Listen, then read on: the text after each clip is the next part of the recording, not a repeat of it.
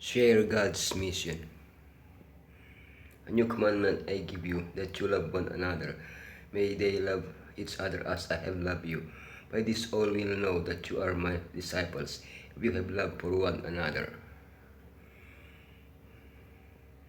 God's mission is to save humanity. To achieve His purpose, He has assigned each of us a part in fulfilling that mission. Through the example of Abraham, we will study some of the ways in which we can share God's mission.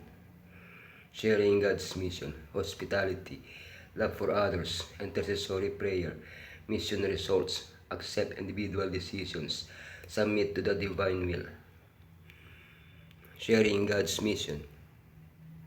The hospitality. Do not forget hospitality, for by it some have hosted angels without knowing it. Sitting in the shade of the door of his tent, Abraham saw 3 people pass by him.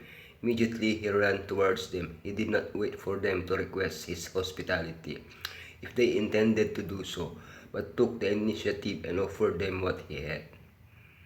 Abraham wanted to satisfy to the best of his ability the needs of those with whom he interacted, not only the material ones, but also the spiritual ones.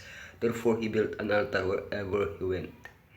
In this way he became a blessing to those around him, an example to imitate. Love for others. And Abraham came and said, will you also destroy the righteous with the wicked?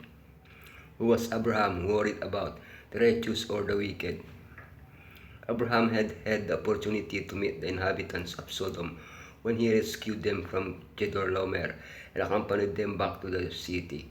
He knew they were wicked. He also knew that a righteous family dwelt among them. God knew Abraham's heart, so he explained his plans to him and waited for his reaction. If Abraham had not loved the wicked inhabitants of Sodom, he would have said, rescue my nephew, do not let him perish with the wicked. But that wasn't what he asked for. We are to love others because God died for them, and there is still hope that at some point in their lives they will accept salvation. Intercessory prayer. Confess your trespasses to one another and pray for one another that you may be healed.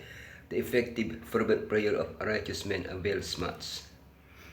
Upon rehearing the sentence on Sodom and the surrounding cities, Abraham interceded with God on behalf of its unworthy inhabitants. Surely among them there are fair people who do not deserve to die. Actually, there were 4 minus 1, and God spared an entire city, Zoar, for their love. That was the answer to Abraham's intercessory prayer. We must intercede for those with whom we are in contact, not only for their physical needs, but also for their conversion. Mission results. Accept individual decisions. Far be it from you to do such a thing as this, to slay the righteous with the wicked, so that the righteous should be as the wicked. Far be it from you, shall not the judge of all the earth do right. Notice the similarities between Lot's behavior and Abraham's. Abraham, sitting at the door. Lot, sitting at the door. Abraham, he received the angels. Lot, he received the angels. Abraham, he invited them to eat. Lot, he invited them to eat. Abraham interceded for others. Lot interceded for others. Abraham interceded for Sodom, but only 3 people survived. Lot interceded for his sons, daughters, and sons-in-law, but only 2 daughters survived. Was the intercession of these righteous men a failure? No. God will not save anyone against their own will. Salvation depends on each person's choice. However, intercessory prayer offers opportunities for change that would not otherwise be offered. Submit to the divine will. And Abraham went up in the morning, and he looked toward Sodom and Gomorrah, and behold, the smoke was rising from the earth like the smoke of a furnace. When God called him to go to Canaan and be a blessing to the world, Abraham obeyed. He did not ignore the call, nor did he give it any of its ifs or buts. Having to separate from his nephew, let him choose the territory knowing that God would fulfill His will in any case.